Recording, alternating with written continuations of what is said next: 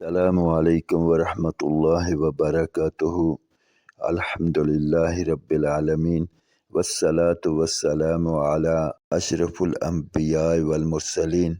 آج ہماری گفتگو کا موضوع آسان اور مختصر ترین تجوید القرآن کا سبق نمبر 5 ہے۔ سورہ بقرہ میں رب تعالی جل شانہ ارشاد فرماتے ہیں، رمضان کا مہینہ وہ مہینہ ہے جس میں قرآن نازل کیا گیا، لوگوں کو ہدایت دینے والا اور روشن دلیلیں ہدایت دینے والی اور حق و باطل میں فیصلہ کرنے والا۔ ایسے ہی مسند احمد اور طبرانی وغیرہ میں حضرت عبداللہ بن عمر رضی اللہ عنہ نبی مکرم صلی اللہ علیہ وسلم سے روایت کرتے ہیں کہ روزہ اور قرآن شریف دونوں بندہ کے لیے شفاعت کرتے رہتے ہیں۔ روزہ عرض کرتا ہے، یا اللہ، میں نے اس کو دن میں کھانے پینے سے روکے رکھا، میری شفاعت قبول کیجیے۔ اور قرآن شریف کہتا ہے کہ یا اللہ، میں نے رات کو اس کو سونے سے روکا، میری شفاعت قبول کیجیے۔ بس دونوں کی شفاعت قبول کی جاتی ہے۔ رمضان اور قرآن پاک کا بہت گہرا تعلق ہے اور آپس میں ربط ہے۔ اس لیے اگر ہم قرآن پاک کو رمضان المبارک میں سیکھنا شروع کر دیں گے تو انشاءاللہ اللہ رب العزت اس سیکھنے میں ہماری بھرپور مدد فرمائیں گے اور ہمارے لیے تجوید کو اور قرآن پاک کے سیکھنے کو آسان فرما دیں گے۔ تو چلتے ہیں آسان اور مختصر ترین تجوید القرآن کے سبق نمبر 5 کی طرف۔ تجوید القرآن کورس کی الحمدللہ یہ کلاس نمبر 5 ہے، اور کلاس نمبر 5 میں حروف مدہ کے قواعد کو پڑھیں گے۔ اور قرآن پاک میں حروف مدہ 20,000 سے زیادہ مرتبہ ہیں۔ اس کا مطلب یہ ہوا آج کی کلاس کے ذریعے قرآن پاک کے 20,000 سے زیادہ حروف کو پڑھنا سیکھیں گے۔ یہ جو سبق آپ دیکھ رہے ہیں، صرف اتنے سے سبق کو اچھی طرح سمجھ کر یاد کرنا ہے۔ اسی سبق کی بنیاد پر قرآن پاک کے 20,000 سے زیادہ حروف کو پڑھنا سیکھیں گے۔ لیکن یہاں پر یہ جو 4 لائنیں ہیں، ممکن ہے کہ ان کے الفاظ آپ کو بالکل واضح دکھائی نہ دیں، اس لیے سبق تو یہی ہوگا، لیکن ایک دوسرے انداز میں لکھا ہے جس میں الفاظ بڑے ہیں، تو سبق کو وہاں سے یاد کرتے ہیں۔ یہاں پر دیکھیں لکھا ہے حروف مدہ 3 ہیں۔ اب یہاں سے پڑھیں گے الف واو یا، الف واو یا۔ یہاں پر آپ نے پڑھا حروف مدہ 3 ہیں، وہ جو حروف مدہ 3 ہیں وہ یہاں پر لکھے ہیں الف واو یا۔ یہاں پر دیکھیں لکھا ہے الف سے پہلے زبر ہو تو الف مدہ ہوگا۔ آپ نے پڑھا الف سے پہلے زبر ہو تو الف مدہ ہوگا۔ اب یہاں پر دیکھیں، یہاں پر یہ الف سے پہلے با کے اوپر زبر ہے۔ جب الف سے پہلے با کے اوپر زبر ہے تو یہ جو الف ہے یہ الف مدہ کہلائے گا، اور الف مدہ جو ہے قرآن پاک میں 10,000 سے زیادہ مرتبہ ہے۔ جیسے یہاں پر آپ دیکھیں یہ پارہ نمبر 11 ہے، اور پارہ نمبر 11 کا یہ پہلا پیج، یہاں پر یہ جو ریڈ کلر کے نشانات ہیں یہ الف مدہ کو ظاہر کر رہے ہیں۔ یہاں پر آپ دیکھیں یہ الف ہے، اور الف سے پہلے ذال کے اوپر زبر ہے۔ جب الف سے پہلے ذال کے اوپر زبر ہے تو یہ جو الف ہے یہ الف مدہ ہے۔ اسی طرح یہاں پر یہ الف، اور الف سے پہلے میم کے اوپر زبر ہے۔ جب الف سے پہلے میم کے اوپر زبر ہے تو یہاں پر یہ جو الف ہے یہ الف مدہ ہے، اور الف مدہ قرآن پاک میں 10,000 سے زیادہ مرتبہ ہے۔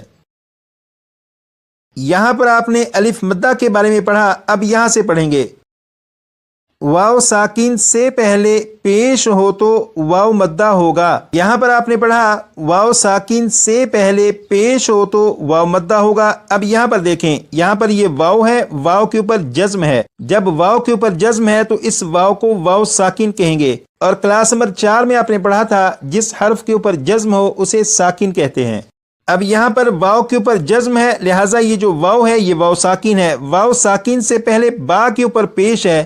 جب واو ساکن سے پہلے با کے اوپر پیش ہے تو یہ جو واو ہے یہ واو مدہ ہے، اور واو مدہ قرآن پاک میں 6,000 سے زیادہ مرتبہ ہے۔ یہ پارہ نمبر 11 کا پہلا پیج، اور اس پیج میں یہ جو بلو کلر کے نشانات ہیں یہ واو مدہ کو ظاہر کر رہے ہیں۔ یہاں پر آپ دیکھیں یہ جو لفظ ہے اس لفظ میں یہاں پر یہ واو کے اوپر جزم ہے، یعنی یہ واو ساکن ہے، واو ساکن سے پہلے فا کے اوپر پیش ہے۔ جب واو ساکن سے پہلے پیش ہے تو یہ جو واو ہے یہ واو مدہ ہے۔ اسی طرح یہ جو لفظ ہے اس لفظ میں بھی یہاں پر واو ساکن اور واو ساکن سے پہلے با کے اوپر پیش ہے، لہٰذا یہ جو واو ہے یہ بھی واو مدہ ہے، اور واو مدہ قرآن پاک میں 6000 سے زیادہ مرتبہ ہے۔ یہاں پر آپ نے الف مدہ کے بارے میں پڑھا، یہاں پر واو مدہ کے بارے میں پڑھا، اب یہاں سے پڑھیں گے یا مدہ کے بارے میں۔ یا ساکن سے پہلے زیر ہو تو یا مدہ ہوگا۔ اب یہاں پر دیکھیں یہاں پر یہ یا ہے اور یا کے اوپر جزم ہے، جب یا کے اوپر جزم ہے تو اس یا کو یا ساکن کہیں گے۔ یا ساکن سے پہلے با کے نیچے زیر ہے، جب یا ساکن سے پہلے زیر ہے تو یہ جو یا ہے یہ یا مدہ ہے، اور یا مدہ قرآن پاک میں 6000 سے زیادہ مرتبہ ہے۔ یہاں پر آپ دیکھیں یہ پارہ نمبر 11 کا پہلا پیج، اس میں جو گرین کلر کے نشانات ہیں یہ یا مدہ کو ظاہر کر رہے ہیں۔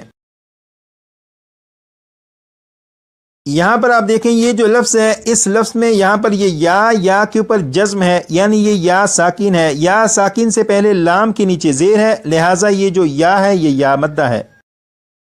اسی طرح یہ جو لفظ ہے اس لفظ میں بھی یا کے اوپر جزم، یعنی یہ یا ساکن ہے، یا ساکن سے پہلے میم کے نیچے زیر ہے، لہٰذا یہ بھی یا مدہ ہے، اور یا مدہ قرآن پاک میں 6000 سے زیادہ مرتبہ ہے۔ سب سے پہلے آپ نے الف مدہ، اس کے بعد واو مدہ اور اس کے بعد یا مدہ کے بارے میں پڑھا، یعنی حروف مدہ کے بارے میں تو آپ کو معلوم ہو چکا، لیکن اب سوال یہ ہے کہ حروف مدہ کو پڑھیں گے کس طرح؟ تو اس سوال کا جواب یہاں پر لکھا ہے، حروف مدہ کو ایک الف کے برابر کھینچ کر پڑھتے ہیں۔ آپ نے پڑھا حروف مدہ کو ایک الف کے برابر کھینچ کر پڑھتے ہیں، اس کا مطلب یہ ہے کہ قرآن پاک میں جو 20,000 سے زیادہ مرتبہ حروف مدہ موجود ہیں وہ جہاں پر بھی آئیں انہیں ایک الف کے برابر کھینچ کر پڑھیں گے، جیسے یہ الف مدہ، یہ واو مدہ اور یہ یا مدہ ہے۔ لیکن یہ جو الف مدہ ہے اس میں الف کو نہیں کھینچیں گے، بلکہ الف مدہ میں الف سے پہلے جس حرف کے اوپر زبر ہو اس حرف کو ایک الف کے برابر کھینچیں گے، جیسے یہاں پر الف سے پہلے با کے اوپر زبر ہے، لہٰذا با کو ایک الف کے برابر کھینچ کر پڑھیں گے۔ اسی طرح یہ جو واو مدہ ہے یہاں پر واو ساکن سے پہلے با کے اوپر پیش ہے، لہٰذا با کو ایک الف کے برابر کھینچیں گے۔